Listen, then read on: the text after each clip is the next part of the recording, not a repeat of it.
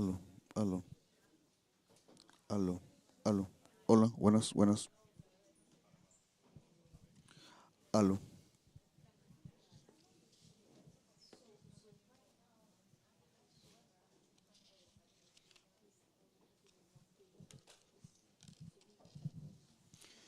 Buenos días a todos. Bienvenidos nuevamente a este ciclo de talleres Innovación en Acción, impartido por representantes de la Agencia de Cooperación Internacional del Japón, JICA. Saludamos esta mañana, como igual lo hicimos en el día de ayer, a Julio Germán Arias, presidente de la Junta Directiva de la CENACID, Magister Gladys Bernet, directora de la Dirección de Innovación Empresarial, María Gabriela Alvarado, subdirectora de la Dirección de Innovación Empresarial, así como los representantes de la Agencia de Cooperación Internacional del Japón, JICA, invitados todos. Bueno, en la mañana de hoy veremos fondos gubernamentales e inversión startups, Fondo soberano de inversión, financiamiento global y red Tecnología y Temasek de Singapur. Asimismo, Autoridad de Inversión de Qatar, fondos del Ministerio de Finanzas de Luxemburgo y oportunidades de aprovechar el Fondo soberano de inversión en Panamá para financiar los startups. De inmediato, le cedemos la palabra a la directora nacional de Innovación Empresarial, Magister Gladys Bernet, quien tiene unas palabras para ustedes en el día de hoy también.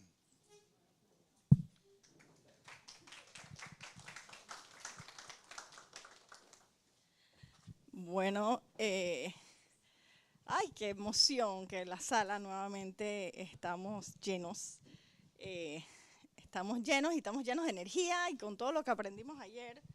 Les quiero recordar que este evento está siendo grabado y yo sí creo que vale la pena en la plataforma Imagina que tiene Senacid en el YouTube. Así que para las personas que nos están siguiendo también desde el interior, ayer fue un día muy enriquecedor.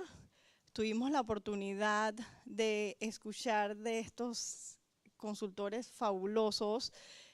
También luego que terminamos acá, el doctor Ortega también hizo unas palabras de cierre. Estoy muy contenta de que están aquí, de que están participando. Todos los insumos que ustedes como emprendedores, como empresarios y con toda la experiencia que ustedes tienen, los vamos a utilizar para seguir armando este tipo de programas y fortalecer el ecosistema de emprendimiento con base científica y tecnológica. Cuando salimos aquí ayer, debo destacar que tuvimos la oportunidad de llevar a Yoshi y a Koji a ciertos emprendimientos que estamos financiando acá en Senacid, en Ciudad del Saber. Y vamos a estar haciendo estas visitas con ellos también. Tuve la oportunidad de ir al canal de Panamá ayer, así que vamos a estar, esta tarde van a poder ir a Ampime, ver emprendimientos de café. Mañana los vamos a llevar a Panamá Pacífico, vamos a tener ciertas reuniones afuera. Así que queremos que ellos se vayan con la maletita llena y con el cerebro lleno de ideas y del potencial que tiene Panamá, la ciencia y la tecnología para que nos puedan seguir apoyando a futuro. Así que sigan interactuando de la manera que lo hicieron ayer.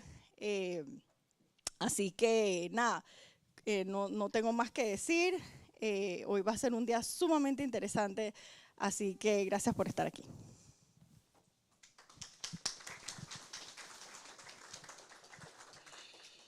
Quiero reiterarles la hoja de vida de nuestro primer expositor, Kohei Muto.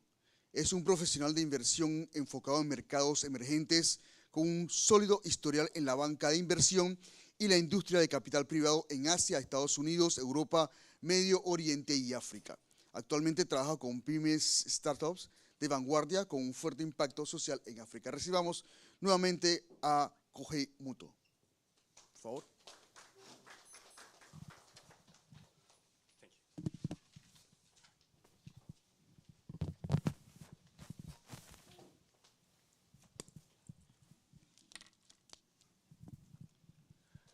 Buenos dias. Yeah. Hope everyone had a great discussion yesterday, and I just want to highlight, what we have discussed yesterday. We discussed about macroeconomical perspective of importance of, venture capital, startup industry from the, Panama's national interest perspective. and how it can impact the growth of the economy and the growth of the nations. And our colleague B Capital, they talked about multiple of the tools that can benefit the startups, especially around the fundraising process and access into the capital.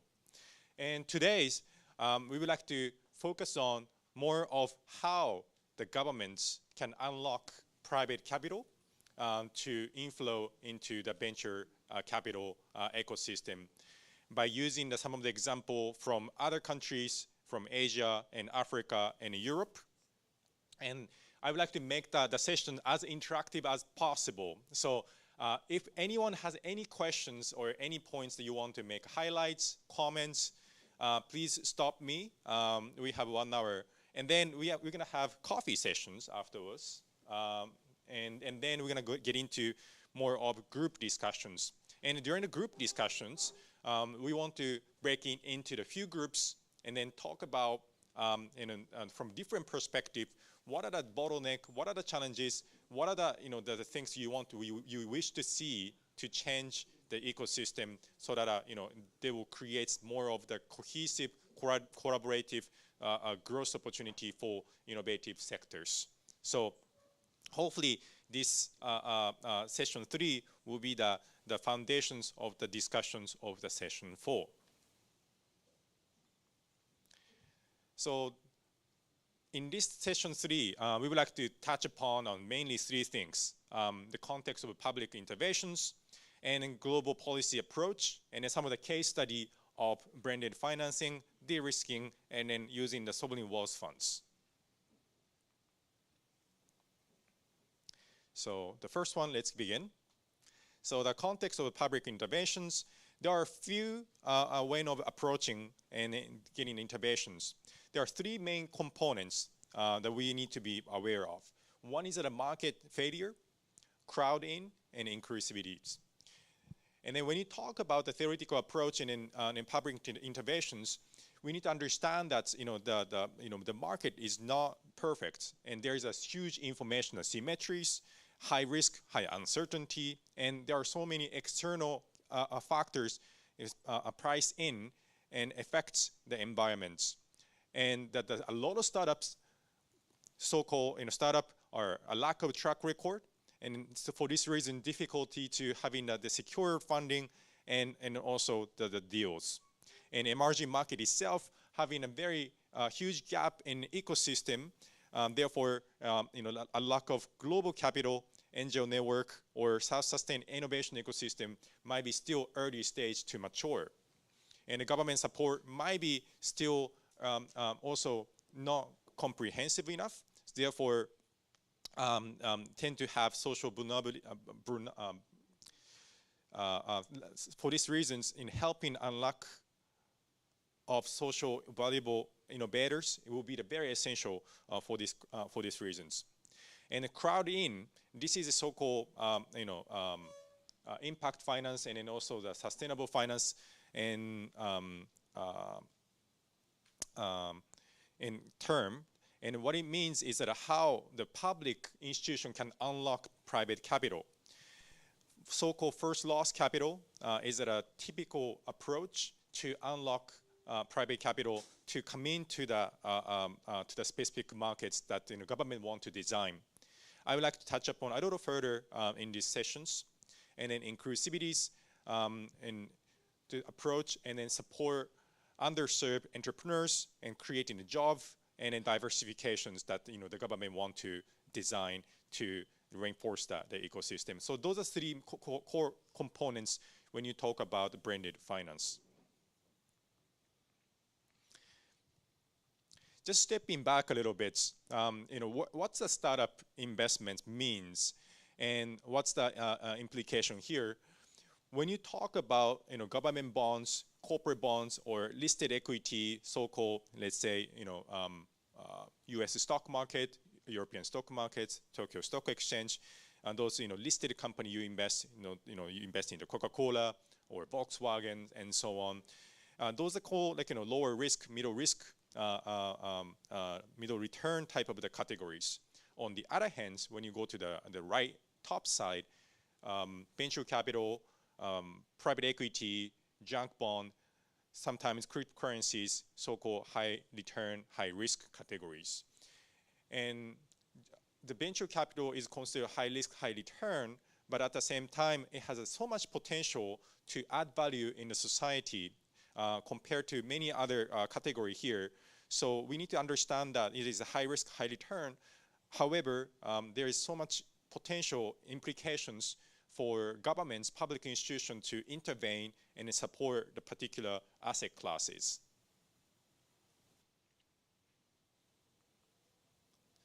And then we're going to get into the next topic, which is going to be the global approaches and public support for startups.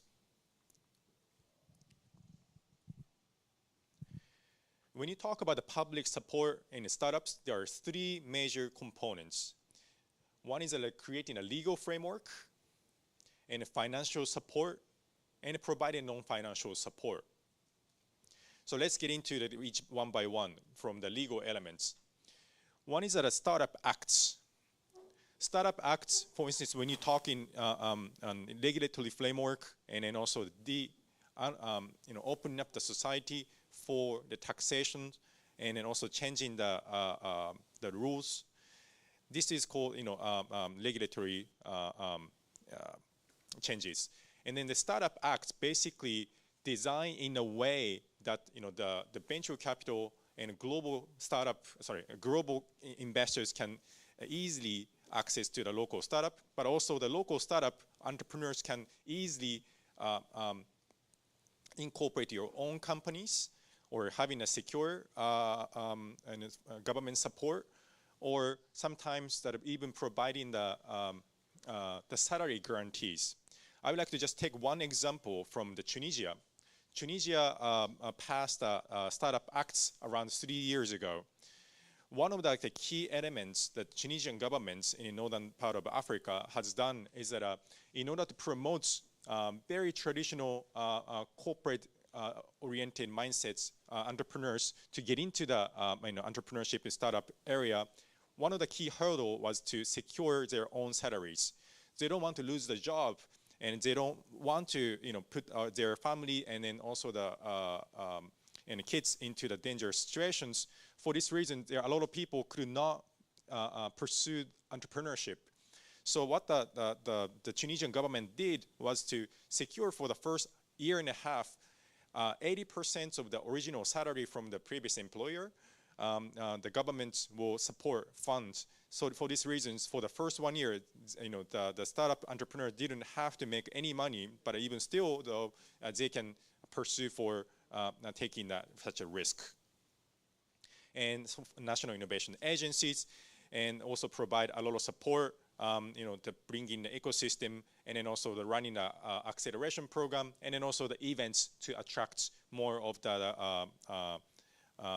in the global professionals to regulate and then also sets the policy together.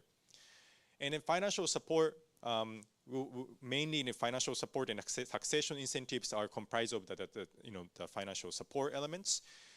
Usually public grants and then also public venture capital funds called investments facilities, and then private sectors funds of funds, and then the loans and credit guarantees. Those are the typical tools that financial support can be used. And tax incentives, tax holidays, reductions, corporate tax incomes for particular type of the startup or the industries, R&D tax credits and the reductions. Those people who wants to pursue for a rigorous R&D process to launch their own products, and then VAT and then also import tax duty exemptions, and then investor-focused tax incentives. And another element is that non-financial support, so-called technical assistance. And there are a lot of companies providing the financial support and professional support, including the legal, also advisory firms and accounting firms. And some of the countries provide a one-step registration operation systems. Therefore, the entrepreneur don't have to go to multiple offices, but once by just going to the one location, one office, they can incorporate the startups or companies so that they can decrease the hurdle, time, and money. incubation acceleration programs, government-funded or international players coming into the markets and providing a lot of technical assistance, but also the global network and global access to global capital. So those type of incubation acceleration program should be encouraged to utilized and hopefully to domicile in Panama.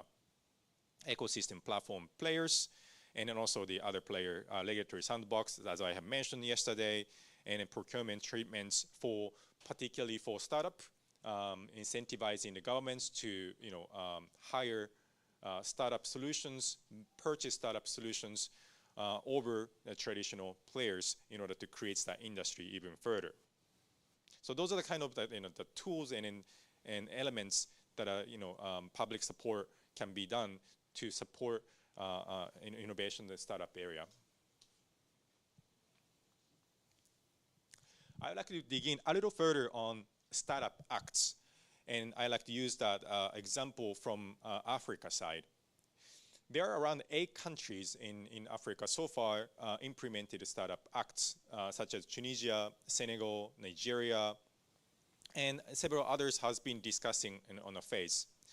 And there are multiple of stakeholders has been backing the startup act process, mainly German, French governments, and then also European unions has been supporting the setting up the startup acts.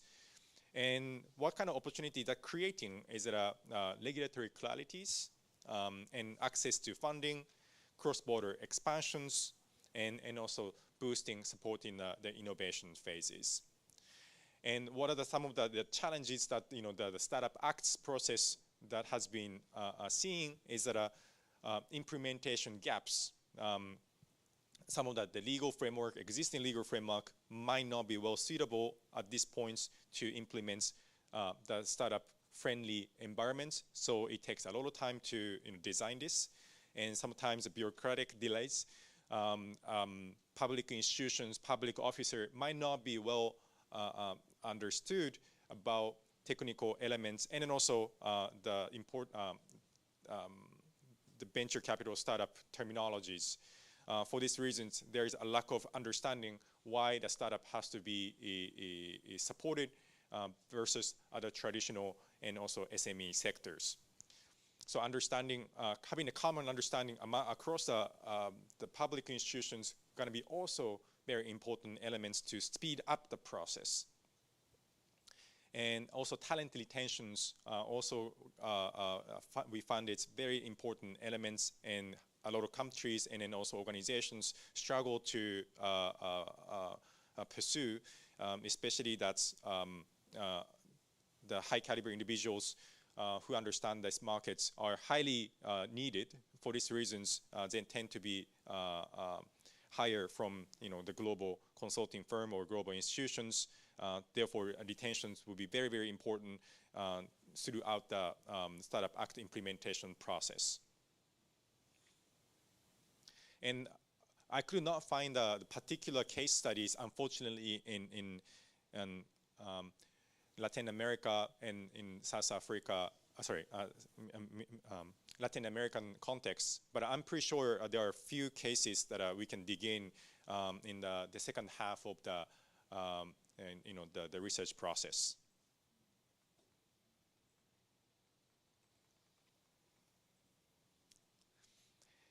So I would like to get in a little further on the blended finance approach on top of the Startup Acts solutions. And there are 2 types of the blended finance approach. And one is that the public funding and then private funding mixed. This is a very, very typical blended finance approach. And then usually the government donations, government funding, DFI, and then donors, funding, just all mix into the one vehicle. There another approach that the blended finance can support is a de-risking approach. So public sector acts in a way that provide the risk mitigations for private investors and private funds. I'd like to get in a little further, how that works. But those are 2 types of the kind of overall framework that that the government can act and support on financing side.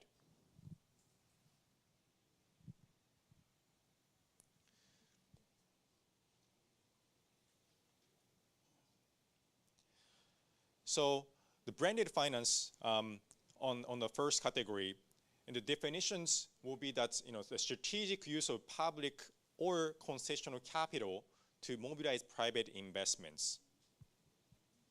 And combine the different capital types, concessionals, governments, and philanthropic funding into commercial funds, such as private equity and venture capital players. And the intention is to focus on the impact elements to support startup in a sector like fintech, agriculture, healthcare, climate tech. It's usually designed in a way that the government has the specific intention to support certain industry, and therefore providing the government funding on top of the private capital. And this will also mobilize private capital that would be otherwise stay in other sidelines or other countries. And some of the example would be the grants, subordinated loans, concessional debts, first loss capital, and then also the matching funds. Matching fund means that the private sector brings, let's say, the X amount of the capital, and then government will match with the same amounts or match by X amount of the percentage of the funds brought from the private sectors. By doing so, they can also scale the impact of the funds into particular industry or particular nations.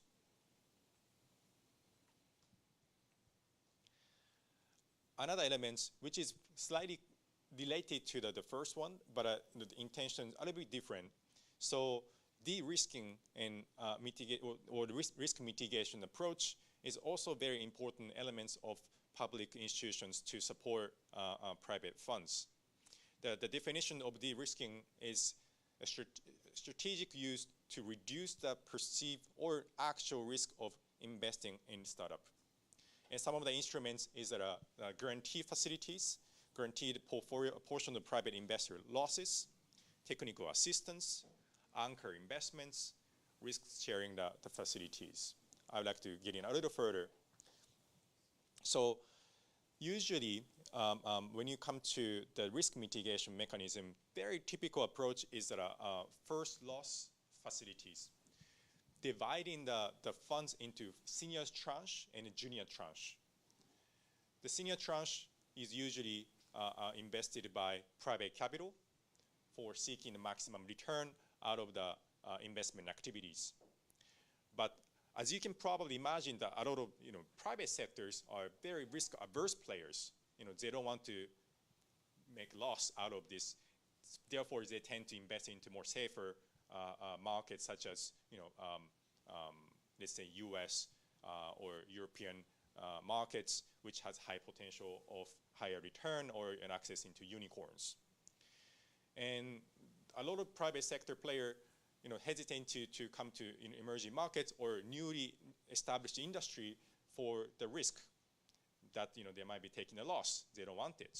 So the public sector coming in as a junior tranche, and a junior tranche, their role is to take the loss first. So if there's any loss incurred by the funds, the public institutions observe the risk first to protect the return of the senior tranche, which is usually coming from the private sectors. So even though the funds make certain loss, the private investors are protected. Therefore, they have more comfortability to put more capital and invest into higher risk markets, because the public institutions certain way creates the buffer of the loss. And another one is that anchor investments. Usually, that's in order to create the funds, there needs to be the lead investor to formulate the funds, and they tend to be very discussion who's going to be the responsibility institutions or funds, who's going to be the anchor investors. If that public institution can say that we will anchor these funds because it has so much potential and impact into the society that the government can be the anchor investors, and then other LP limited partners, investors from around the world or other institutions can also follow. So those type of the role that the government can also play.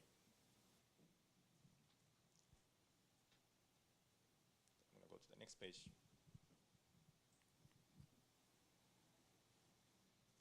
And this is a chart that I have shown yesterday that, in case of Africa, there are so many players, wide range of the players invest into African markets. Not only the private sectors, but also the public institutions, foundations, DFI, international organizations, such as FMO, BII, Propalco, Shell Foundations, Norskin, and from US, as you can probably see, that's mainly private sectors are invested. Google and 500s and so on, quite active from the private sectors. In Africa, they're very, very local, except Africa Development Bank. And from Asia side, it's very mixed. But from Japan side, a lot of corporates are investing to emerging markets.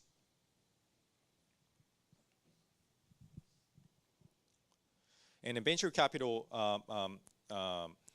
who's funding the venture capital funds? Basically, limited partners of the funds. So as you can imagine, that the funds, they also raise capital from other funds.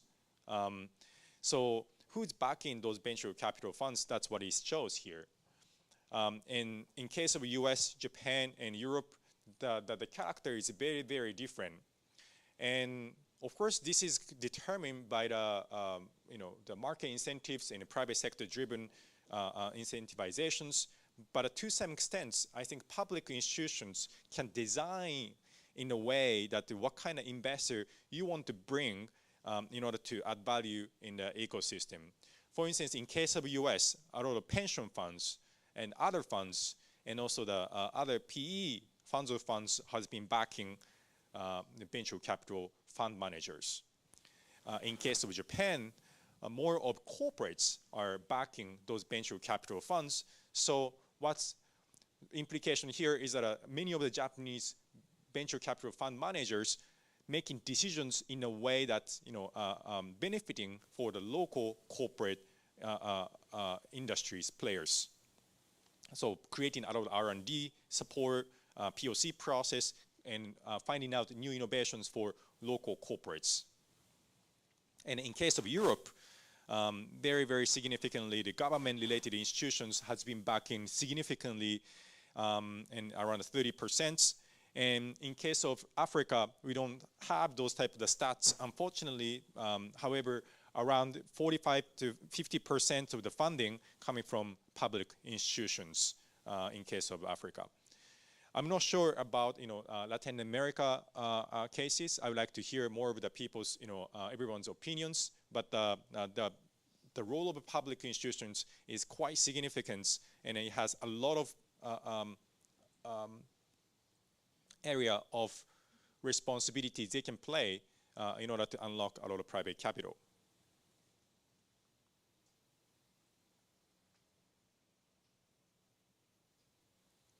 And I would like to come in with a few examples of branded finance and de-risking approach that other governments have taken, especially European and also North European and also US players. FMO, this is the Dutch developing financial institutions, and they provide a venture debt, equity, funds of funds investments, and they also have a FMO venture program in order to back the early stage companies in emerging markets, especially in Africa. Propalco from France, under the AFD group, has been providing also co-investment facilities and concessional funding for other GP. They also provide TA grants, risk-sharing financial instruments. They also provide support on a certain program, such as the C-Star Africa and a Partech Africa program, to collaborate together in the investment further. And the BII, British International Investments, they also provide fund investments as a LP, concessional capital, and they also provide an anchor LP for venture capital funds. And they provide local currency guarantees and de-risking facility, such as junior tranche, first loss facility, and so on. I'm not gonna get into further or too deep, and those people who wants to have these slides, please reach me out or please reach the Sena seat out, and we can share the material. But the essence here is that there are so many, de-risking and branded finance approach that I think that Panama governments can utilize, but also learn and to create their own to probably potentially to unlock and together with other like-minded players from Europe, Japan, or US, or even international organizations such as World Bank and then IDB.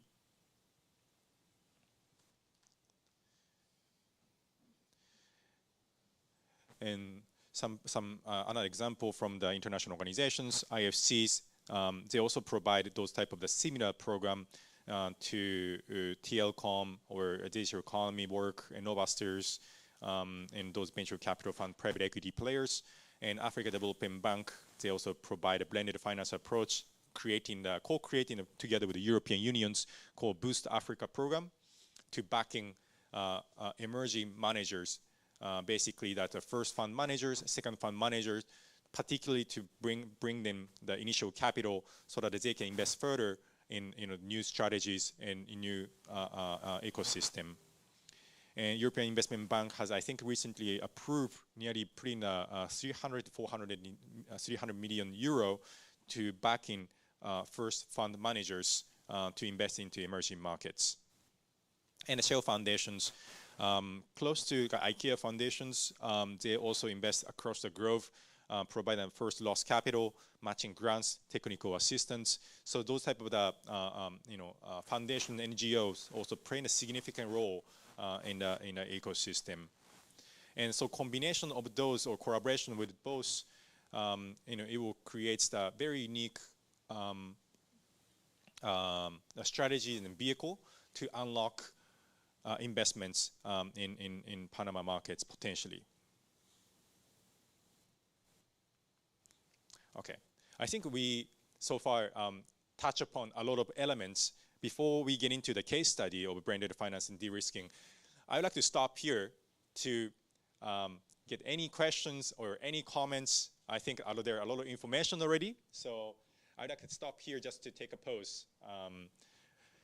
Any questions from the floor or any comments from the floor?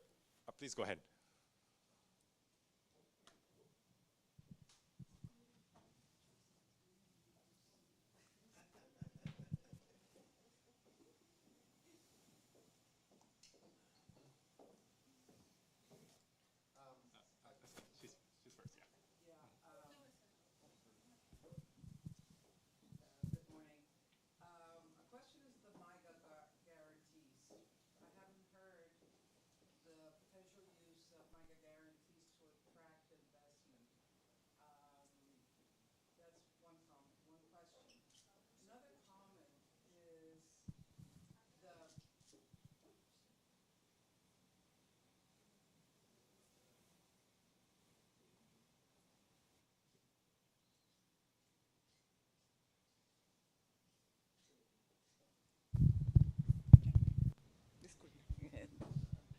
Hi, I'm going to repeat the question. It's about the MIGA guarantees as a mechanism to facilitate investments as a way of national protection of the investment.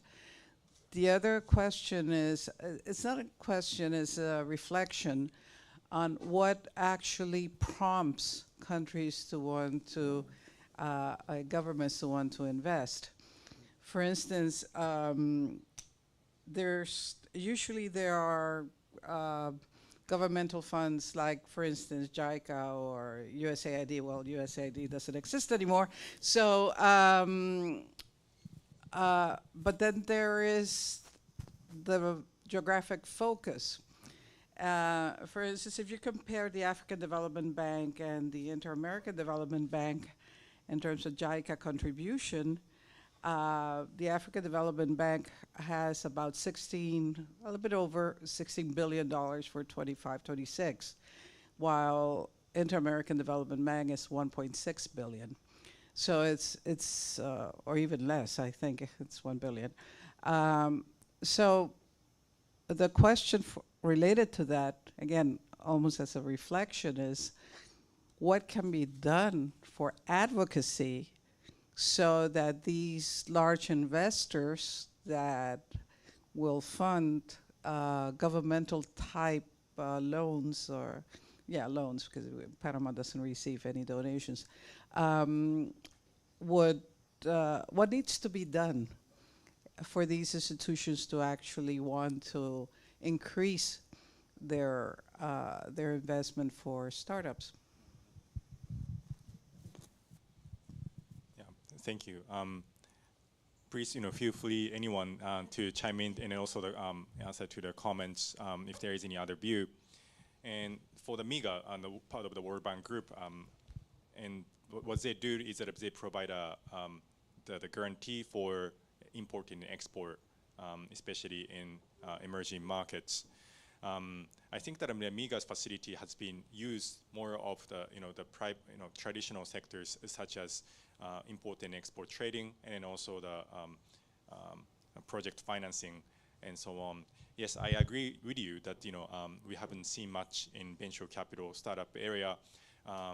However, I see that there is ongoing discussions by those the insurance players such as MIGA, or bilateral insurance player by the, let's say, NEXI. NEXI is also the equivalent of MIGA of Japan, that in order to provide a guarantee or insurance program for LP investors or limited partner investors for the funds to protect potential loss or exposure of the risk of emerging markets. For instance, if the portfolio company of the funds defaults due to the facts of the next pandemic, that those MIGA or those NEXI insurance player can basically cover the potential loss so that the investor can protect themselves.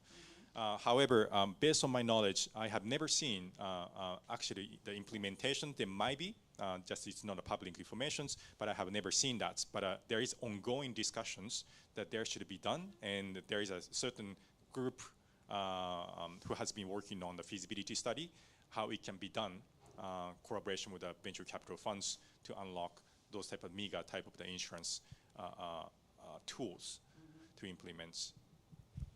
And the second questions how, for instance, IDB or those other bilateral public institutions can further put the capital into Latin America or in these regions. To be honest, I don't have a clear answer to this. And there are, I think, that are two components that how the government institution or bilateral institution make decisions. Is that obviously they are political players. Basically, they're handling their own government's taxpayers' money. So I believe every institution has a certain agenda of priorities of which regions they want to invest or allocate the capital. So I think corrective efforts of in the regions to bring the attention to Latin American regions will be the very, very key. I know that for instance China, Korea, Japan, also Europe and the US has been putting significant the resources in Africa.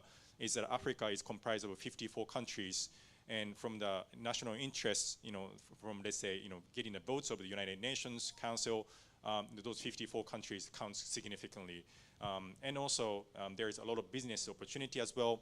From the European Union's perspective, there is a lot of illegal immigrants coming into Europe. So from the national security perspective, it makes sense to deploy money for the stability of their own country. So there are a few elements have to be taken in considerations. And this is not particularly one reason that those nations put in allocations further in Africa now. But yeah. There should be more of collaborative, corrective efforts.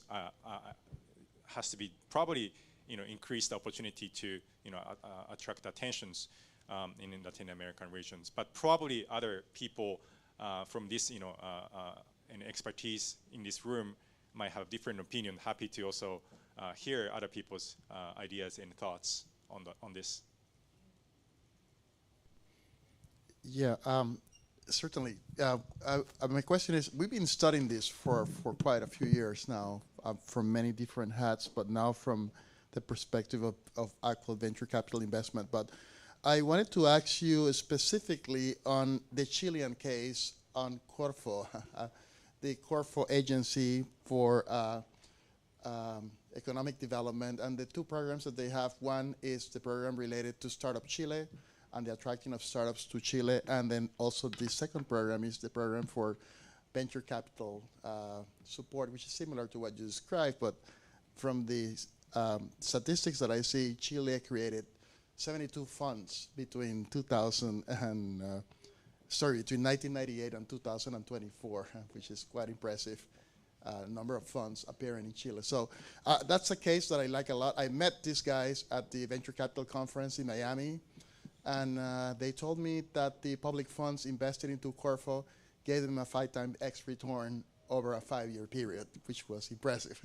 So I wanted to go back to you on your case on particularly that kind of public policy, and then also if you have seen in particular any cases of maybe IDB or Latin American Development Bank involvement in LATAM, specifically in the creation of these type of policies. And at this point, we haven't had a further investigations of such a utilization of the policy or tools. So I don't have the direct answer to this, but the importance of the government or public funds to funds venture capital funds is extreme.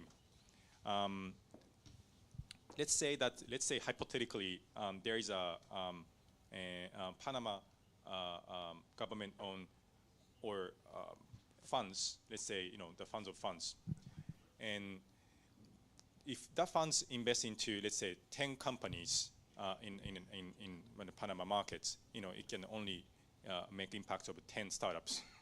But if these funds of funds invest into the other funds, backing 10 other funds, because the one funds probably invest into 10 to 20, startups, basically creating multiple effects. Those 10 funds invest into, let's say, 20 startup, 10 times 20, basically 200 companies will be supported through, these funds of funds activities.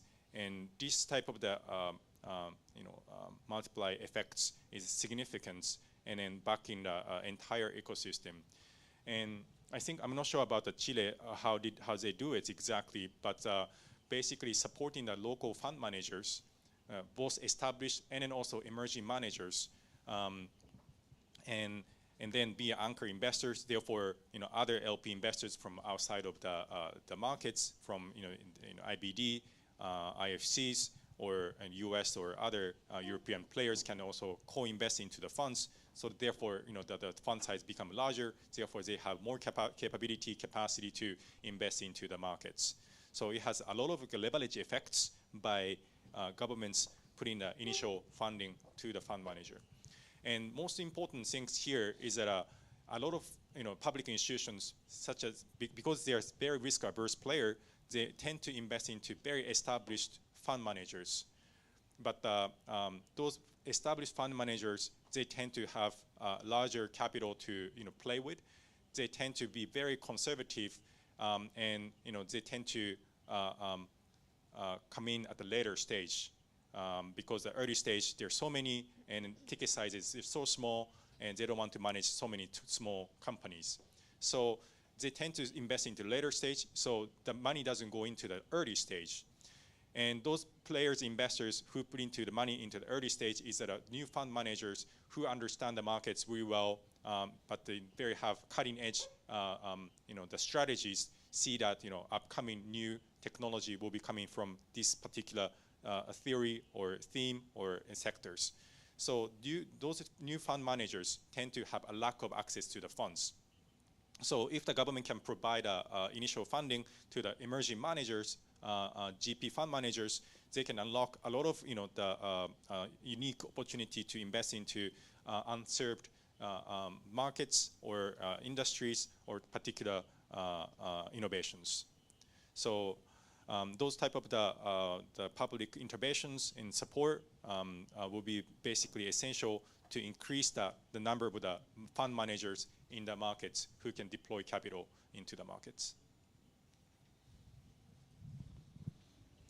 Buenos días. Una pregunta para el expositor y es, ¿cuánto es el mínimo de porcentaje que se considera para la inversión de riesgo combinado en África?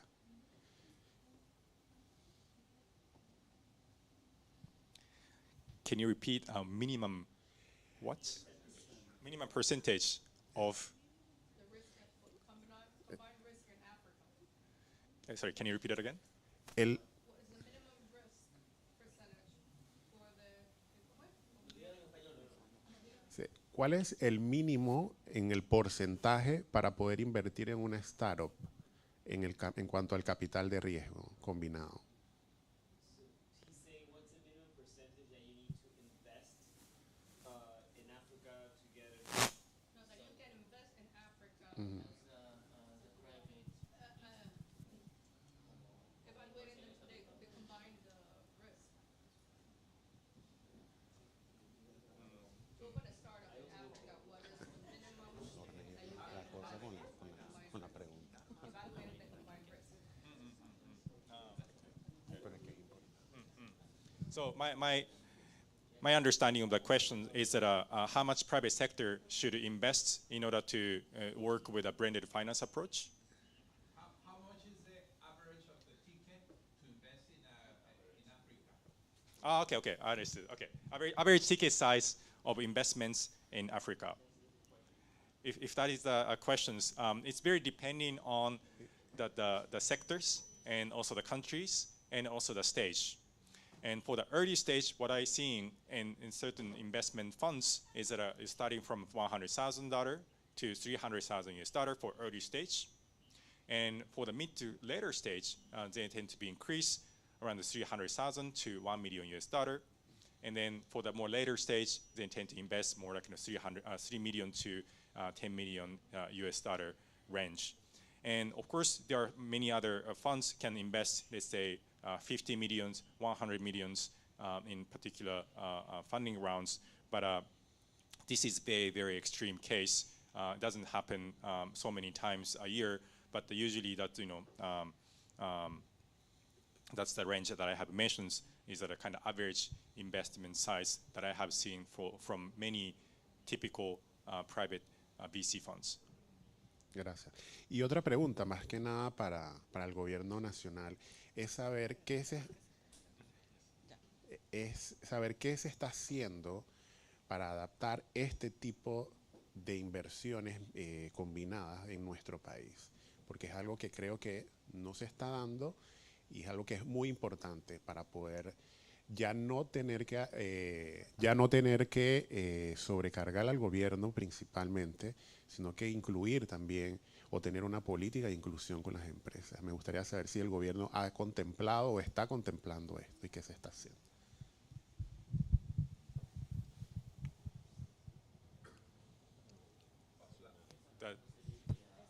Para el gobierno nacional. Sí, para el gobierno nacional. Anyone wants to answer this?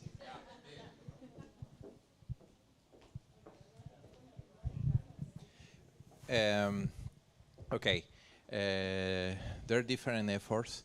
I'm going to make a reflection related with the conference, and that reflection, I think, could ask the question that you did. The reflection is, hearing this information, I'm thinking that the efforts that the government must to do are efforts that has to join and to be a set of well-thinking programs and actions that must be coordinated, and the different institutions that participate in the government must be communicated and well coordinated in order to design the different actions. I'm understanding the information that you present, and the information that you present shows that we cannot do isolated efforts or isolated programs or isolated actions in the different institutions. We have to coordinate and to make actions together in order to make a well-designed strategy, national strategy, with the different programs enhanced and linked, one with others, and the different programs well connected. So, answering the question that what kind of efforts the government is doing, I can answer for Senacid. And in there are two actions that Senacid is working.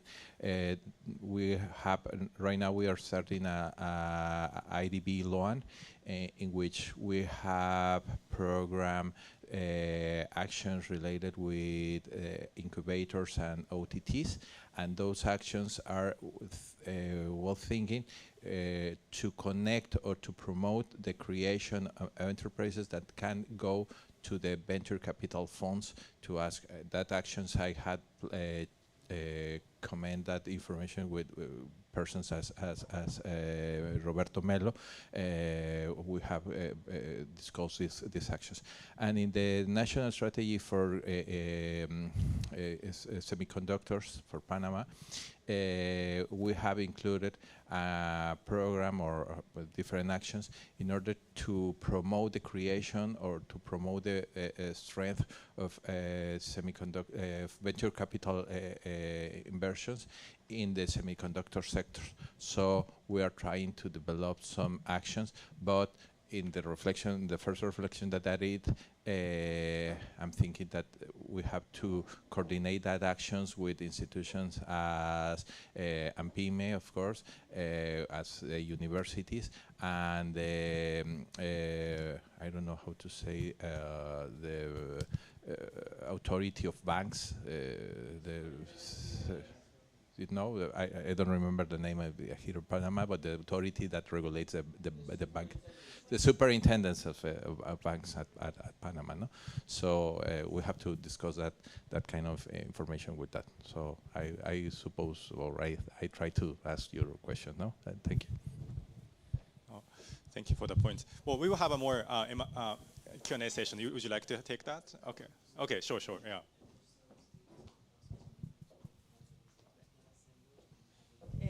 Gracias, Carlos. So Carlos is advisor. He's been with Senacid for a couple of years. So thank you for that response. So Dr. Ortega mentioned yesterday about those two, and it's important, those programs that we have with the IDB, and for incubator and for the technology transfer office.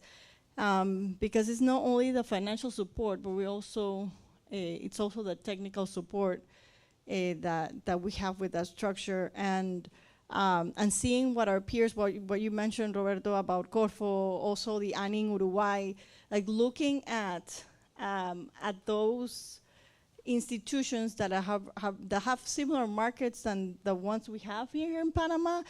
And the good thing about this is that we don't want to reinvent the wheel. We want to see what are the models that work in a region the best, and then adapt and panamizarlos to our need. Because as you can see, I mean, we're not like our Central American neighbors. And going back to your point, Dr. Arleti, we're very unique, and we have unique attributes, and we need to take advantage of those.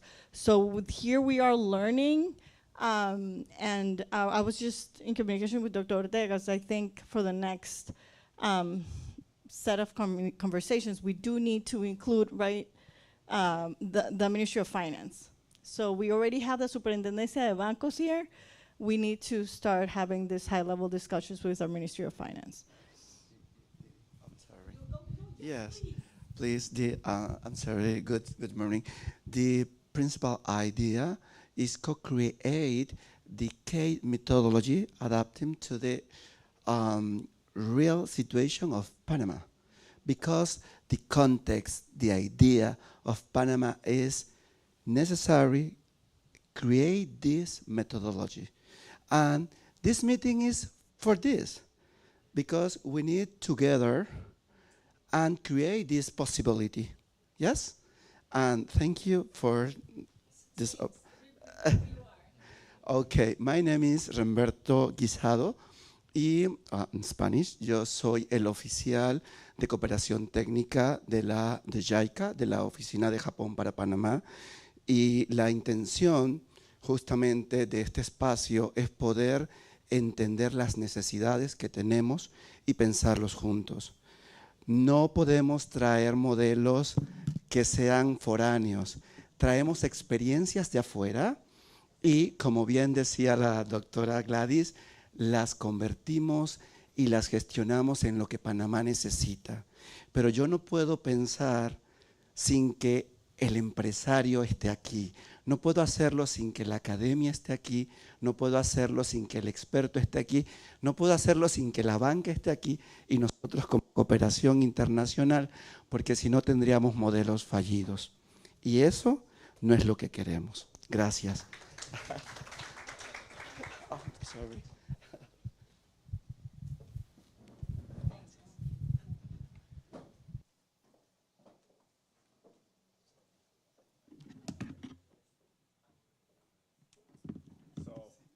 I'd like to continue these sessions a little further.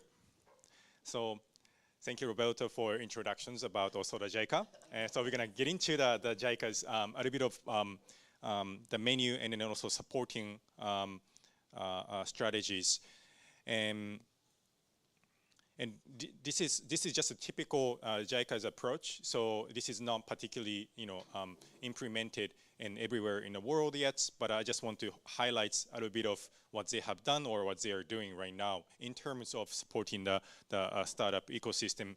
On the top side, from the pre-seed, seed, early to kind of mid to later stage. So from the left side is more like an early stage companies, and the right side is like a later stage companies. And the probably like the details might be a little bit small, but basically they provide technical assistance and then also partially grants and also financial support. But the Japanese government is particularly focusing on the technical assistance. For these reasons, I'm going to get into the particular projects. And for instance, in Latin America, they have done a little bit of program called Tsubasa program, and then also Baila program, and focusing on Latin American regions to bridge between Japanese ecosystem and Latin American regions. And also early to middle later stage companies, they providing the loans and then also overseas investments from government of Japan through JICA. It's usually focusing on highly social impactful projects or company that they usually focus on. But the number is very, very small. So please, manage the expectations that the government of Japan, JICA, is very different from the strategy, is very different from some of the DFI that you might see in US or Europe. They very, very focusing on technical assistance and also increasing the capability of the ecosystem in this context together with Senasit. And some of the kind of footprints in terms of the regions of this type of the approach. They have done several projects and also supporting the companies in Latin American regions. I think the Bolivia, Brazil, and Mexico, and currently, working with Panama out of this, the exercise. And there are huge high focus on right now in Africa. They have done more than probably 300 companies that they have supported along the way, especially in Nigeria, Ethiopia, and Kenya, and so on.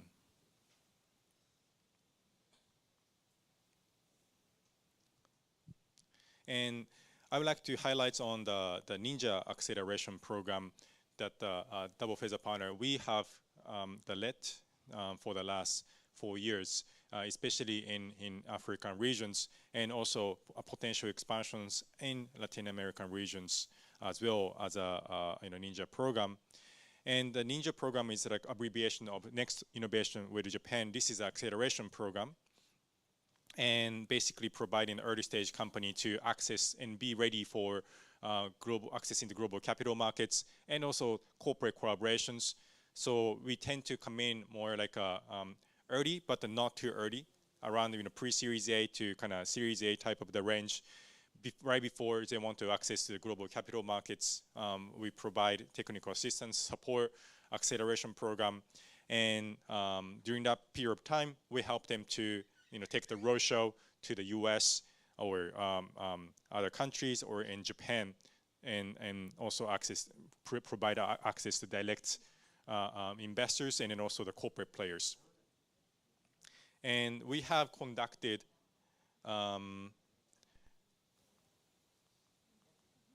multiple of activities in the regions, in Japan, and then also in the US. And we also help them to increase that social media and also public exposure in an ecosystem, leveraging Ninja Acceleration Program's platform. And then I think that we talked about yesterday, and some of the corporate acceleration program has been also conducted together with JICA. One of the approach we took is that we select local startup. We first selected corporate who are active in African markets first, and in this case, we particularly selected Japanese corporates who are working closely actively working in Africa. And then we have around 5 to 6 applications from the large corporates in Japan, quite active in African market, who wants to collaborate and work with startup. And we select one company, it's called NEC. NEC is a telecom/electronic manufacturing companies. And then together with them, we design what kind of industry, what kind of startups they want to work with in order to co-create the solutions and then also the products. So we selected AI and agriculture and also data management. So with these 3 particular sectors, we start hunting and finding the startup who can provide the solutions to NEC to co-create the solutions. We received around less than 100 application proposal from the African startups, and we selected 3 out of these 100 applications who can potentially to provide and support and co-create the solutions with NEC. And the outcome was quite extremely quite well, that 2 of the 3 companies successfully finished the program and then signed the MOU to be part of their supply chain. So NEC will be basically sourcing the solutions and the services from the African startup officially, so that the African startup can also make money out of getting the orders and creating the solutions, co-selling the products together with the global corporates. And they want to also expand the projects outside of the countries and also the regions, using the global corporates business activity outside of the country. And another example that JICA is taking the initiative together with Nigeria Sovereign Wealth Funds. And this is very, very new approach compared to many other the projects or activities that the JICA has done. But it might be having certain implications in the context of the Panama or in a potential creation of the funds or sovereign wealth funds. Basically, the JICA, this is, I think, first time approved by the Ministry of Foreign Affairs to provide the funding to sovereign wealth fund to co-create the funds. So project name is a development plan to support startup tackling social issue and then creating the domestic onshore funds and basically that's the JICA and Nigeria governments co-contribute each other $14 million for the first closure, and then leveraging that to bring additional $22 million from the other DFI and then also private sectors. So they're targeting to create the social-driven startup supporting funds with $50 million throughout these fund activities, and then trying to start operating from later next year. And with the intention to maximize the social impacts and female founder support, and also particular sectors support agriculture, education, healthcare, and then clean tech sectors. And one of the key elements here is that this is onshore funds. So basically, it also contributes, Nigerian ecosystem, and also creating the fund industry in the particular country.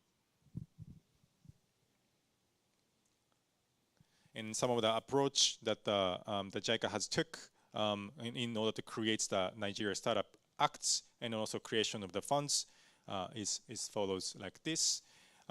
They started from the early stage and also design a way that how to add value towards to the later stage by providing the technical assistance and then also the regulatory support, and then bringing the venture capital funds that they are co-creating together with the JICA and government of Nigeria.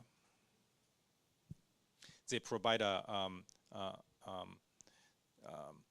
regulatory support, providing financial resources, and providing infrastructure and human resources, and then also supporting organizations and the network.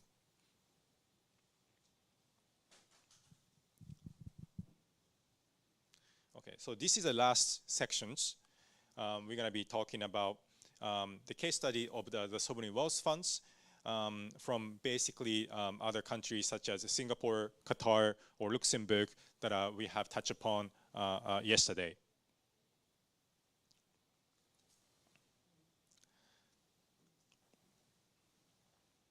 So there are two major sovereign wealth funds in Singapore, Temasek and GIC, and both of them are funded by the Singapore Ministry of Finance.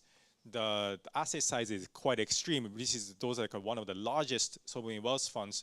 So this is not an apple-to-apple comparison, but asset size and then mandate is that Temasek tend to invest into long-term returns on equity investments, and the GICs is preserve and enhance the foreign reserve is a mandates. So the mandates is a little bit different. For this reason, the type of the investments they can do is a little bit different.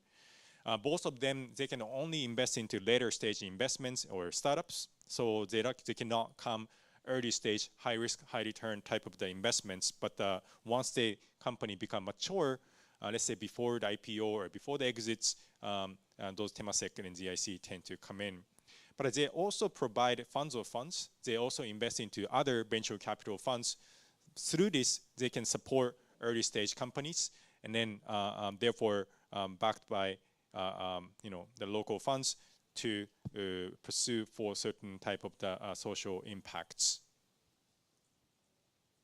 And they have invested into Sequoia, Andreessen Horowitz, and Khosla Ventures, and other funds such as Acción and Benchmark. Those are the kind of the local and then also global funds has been funded by those Singapore sovereign wealth funds.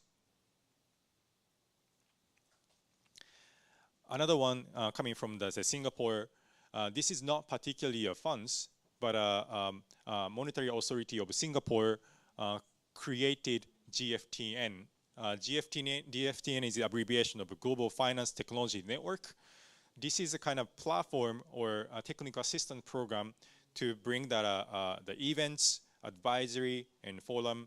They can also provide a small amount of capital, which is not quite active yet. They also have, I think, Latin American branch, but also they have a strong footprints in Asia and Africa. They also supported the program in Rwanda. And from I think that in case of the Panama context, player like a GFTN collaborations with Singapore for focusing on the Latin American regions to bring Asia, Latin American collaborations might be also another very unique way of taking the advantage of newly established initiative by the Singapore governments. And they run a lot of events and bring in the global capital, global investors, global ecosystem player to each regions. So yeah, they're quite active and quite useful from my perspective. And another one is the Qatar Investment Authorities. This is also another one of the largest sovereign wealth funds in the world. And obviously, they do not invest directly to startups, especially to early stage. But what they're doing is that they also fund other funds and to provide, risk capital to access into the other emerging markets as well as developed markets. B Capital is also very, very active venture capital funds invest into emerging markets, also funded by Qatar Investment Authorities. So being able to collaborate with those players will access to the other funds and also global exposure. And so possibly that those type of the sovereign wealth funds activity can be also learned, and what are the pro and cons, and then also how that can be brought in Latin American contexts. And they tend to aim for they also have a very unique funds emerging manager support approach, but the fund manager has to be domiciled in Qatar and have to aim for IRR of more than 10%. And then also the fund manager has to have experience of more than 10 years and setting up the office in Qatar. If you can check all the boxes, Qatar Investment Authority funds program can provide the funds to those investors who can invest into around the world.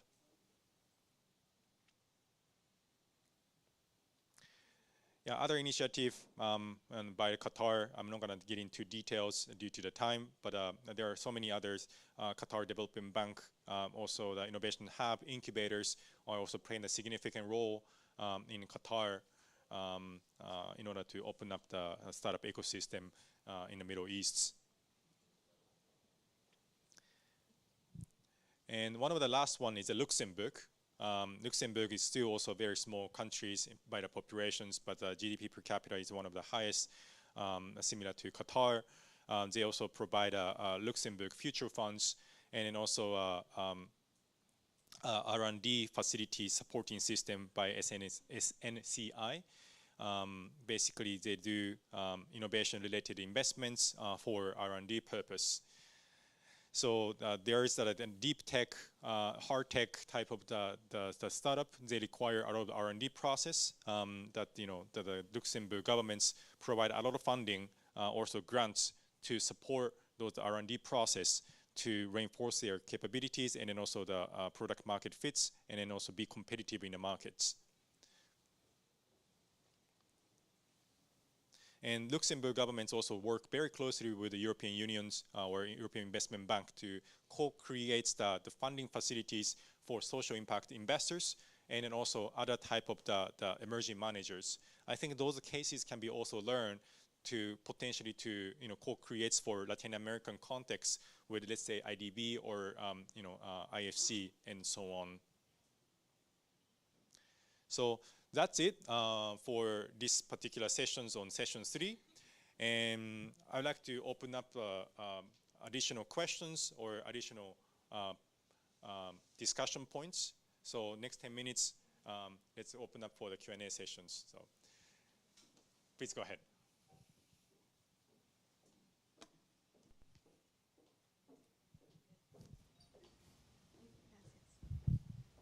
Hi, good morning. Thank you for the presentation.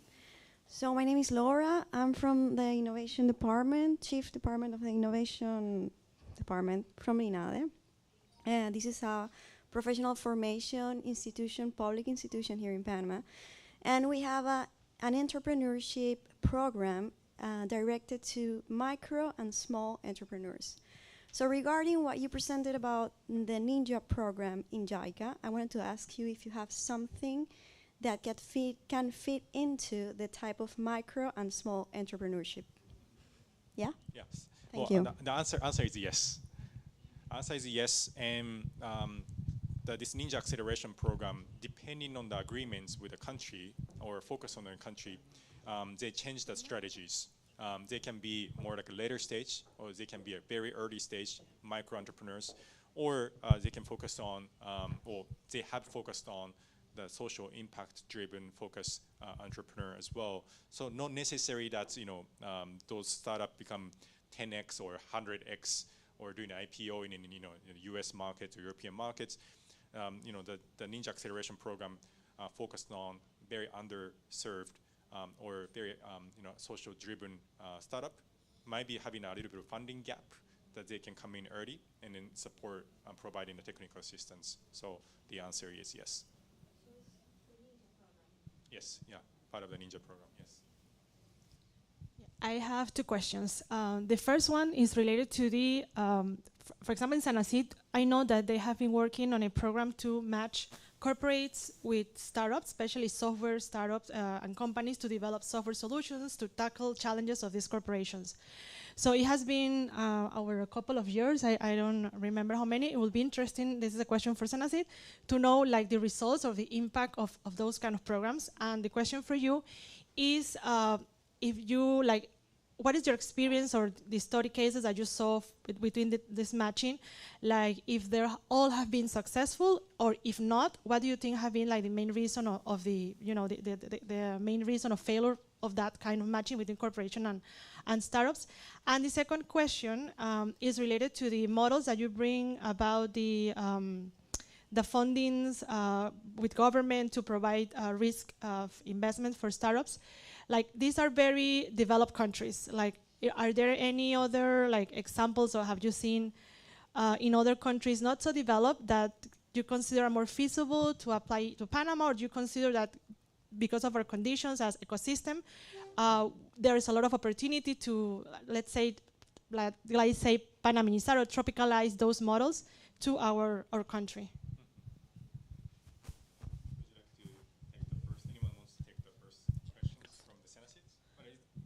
It's not for me, right? No, the first one is for Senate. It was two questions. Yeah. Yeah, but the first question actually, understanding if you see there is a possibility of like the cases that you saw, are there any potential like failure in those kind of programs, like matching corporations? Because I'm interested in seeing the results in Panama, but I don't know if through the results that you have seen in other countries, how they have been. I can answer to that. Okay. Yes, maybe I can answer first, and then maybe Senasit can also share the inputs.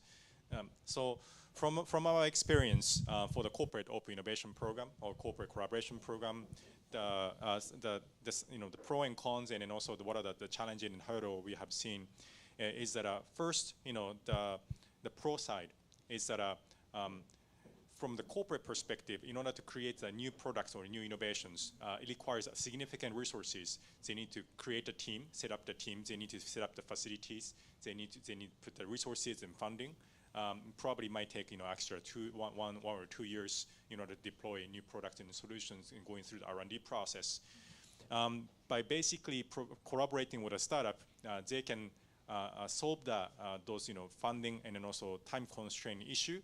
By basically so-called outsourcing to collaborating startups.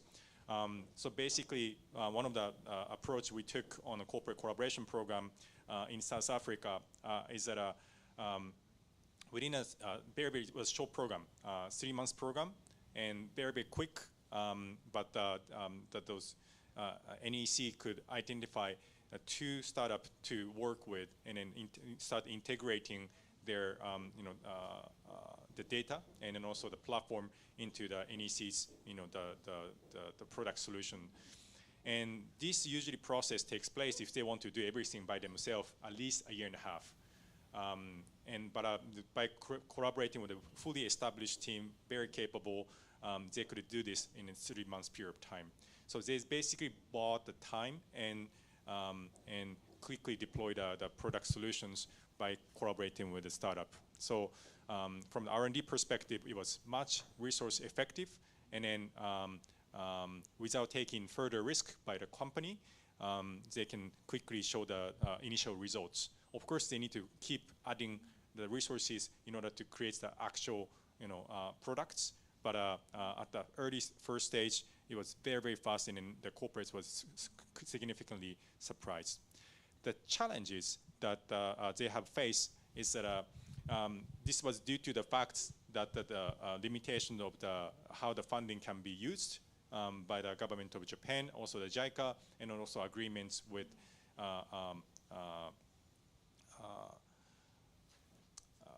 local subcontracting companies that we worked as a team.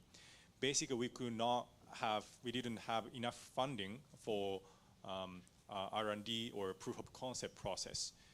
Basically, we expect that corporates to fund themselves and for their own resources and time, and also any extra technical tools they have to bring in. And also that the startup side, we also provided quite significant of the resources for technical assistance, but due to the fact that it is not designed to provide grants or equity or loans, they do not have direct financing options. So we need to find a company that is already well funded, and also the company, basically the corporate side, have to bring their own capital and the resources to put on. So even though we provide a technical assistance and then also the expertise from the different industries and hands-on support, but each party have to bring their own resources. That creates a certain limitations.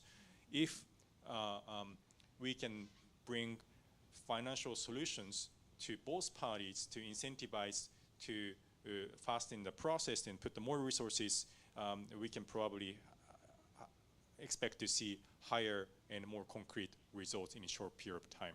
So financial support, who's going to be bear the cost of the R&D or POC process, will be that very key elements of unlock the challenges. In Panama, Senasid was providing that funding. In Panama, the program, Senasid was providing the money to create the products and the IP. And I think that's where I think maybe the challenge, I don't know, Roberto, if you can add something, like who owns the IP of the products, because the company is providing all the knowledge of the challenge, the potential, the solution, and the idea is the startup continue selling that product to other companies and probably competitors of that company. So I don't know, like maybe from that direction, it's another challenge. I agreed, and I think there is no one single answer. Who should own the IP or who should own the share? But I think both has the pros and cons. And as I said yesterday, that the public institutions, there are school of thoughts that the public institutions should not be taking any share. But on the other hand, there are also many success cases that the public institutions taking the share or IP, therefore they can have monetize opportunities for the success of the startup.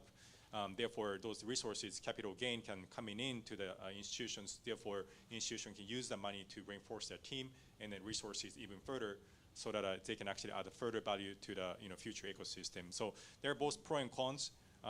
So there is no clear answer, but it just has to make decisions what kind of the strategies that public institution wants to take. Thank you for the points. I wanted to answer the question, but I'm going to stand up. Sorry.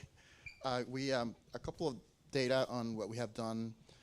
In Panama, we have somewhat imperfect, with a great opportunity. So I see it from the perspective of maybe entrepreneur trying to create something great. So I think we have the opportunity to create something great from Panama. A little bit on the examples of LATAM of successful corporate innovation. I will note things like Plug and Play Tech Center from Silicon Valley. Also Sandbox in Salvador. For instance, there's a cooperation between IDB and Salvador to create a great, fantastic center. It's called Sandbox. You can look at it. And then also references from Argentina, like, for instance, Kamai Ventures, working with several corporates, and Overboost, working with Bimbo Ventures and so forth, doing fantastic corporate innovation. In Escala, in Panama, we done a program with Capatec and IDB on corporate innovation, which was an experiment. And out of the experiment, one company was acquired. It was a $5 million transaction. And then a couple of other companies received venture financing to do projects that they were interest of them. So it was interesting initial success as an experiment for learning. And then after that, we created the fund, and we injected $1.2 million of capital in 5 ventures. 3 of them are from Panama, 2 out from outside Panama. This was 2024. And then this year, we are working with Senasit in launching the first Panamanian National Corporate Innovation Center. There's 25 corporations doing corporate innovation. And then the other thing that we have tracked is in Panama, Senasit has the program where did you mention, which is the innovation program where we have found a correlation between companies that are worthy and the investment of Senasit, but it's not yet being coordinated. But there's a few of the companies that have received funding from the Senasit, which we have later invested on, which was very interesting because it's the process of de-risking. So aligning this a little bit better will maybe result in more investments. But then we're launching the program on July 2nd. There's 25 corporates, including companies like DHL, Nestle, Morgan & Morgan, a few banks. And of course, we are aligning the funding from Senasit with the program so that we can foster innovation. Yes, so we're excited, but that's what's happening in Panama.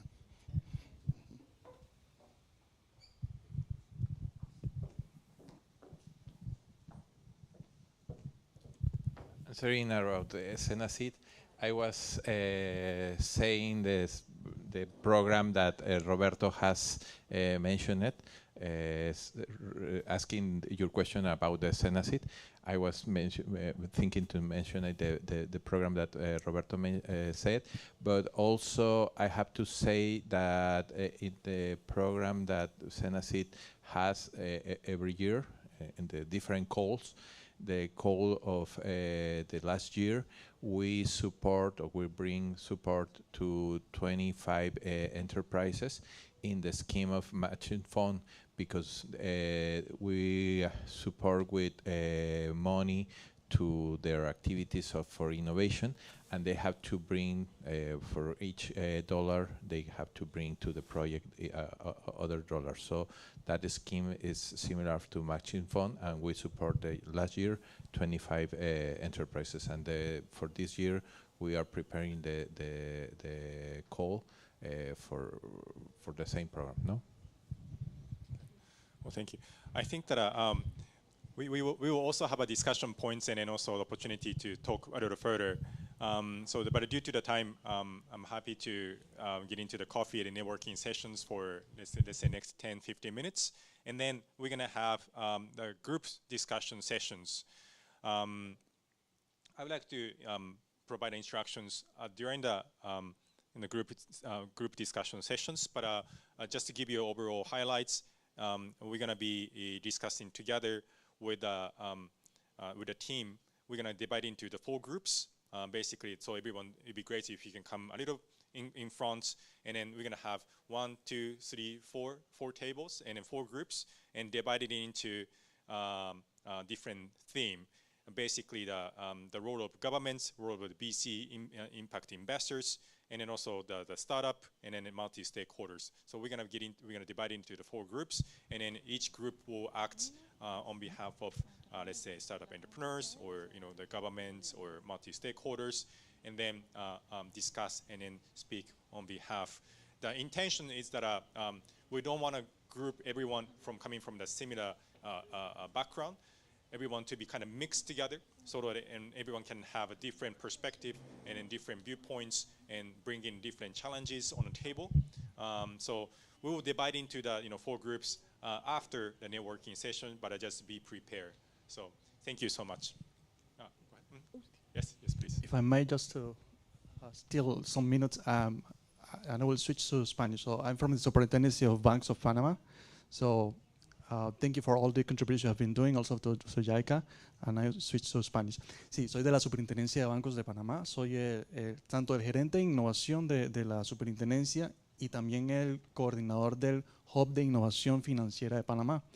Nosotros queremos que exista un ecosistema fintech dentro del país, pero así como veo que ha habido intervenciones que mencionaban a la superintendencia, tal vez la impresión que se tiene, como lo ven de repente en los periódicos, es que cualquier tema de política, de crear para el tema bancario, ciertamente tenemos una labor y una responsabilidad, pero es bueno que conozcamos que nuestra labor es más de árbitros.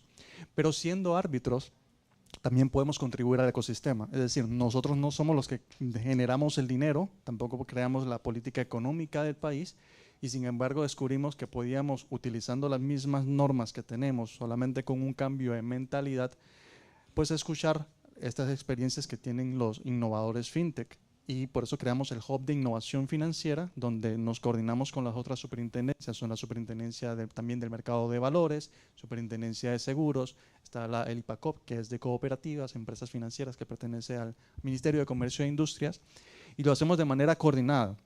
De modo que cualquier innovador que tenga una inquietud de hacer un proyecto fintech en el país, y ayer y hoy se está hablando de los proyectos fintech, se puede acercar y recibir nuestra orientación.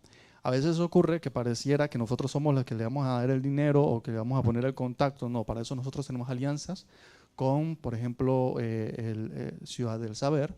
Tenemos alianzas también, ¿por qué no crearlas con Senacid y con otras entidades? Aquí está perteneciendo también el Ministerio de Comercio e Industrias, pero no se siente entonces que no están siendo escuchadas, porque creemos que un ecosistema significa que hay diferentes actores con distintos roles. El nuestro seguirá siendo el rol del árbitro, pero es un árbitro que escucha y que orienta. Bien, entonces dicho eso, si en la plaza todavía aquí hay alguien interesado con temas fintechs para innovar, sepan que por favor se pueden acercar donde nosotros, y nos ha encantado también las perspectivas que ustedes tienen de forma ordenada y coordinada de los marcos regulatorios de otros países, sea África que en la región asiática.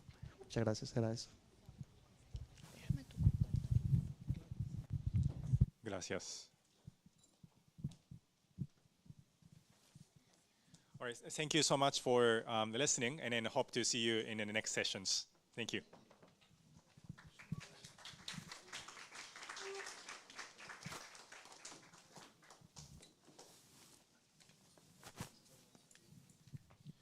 Vamos ahora entonces al receso de unos 15 minutos para regresar entonces ya con el cierre de este taller.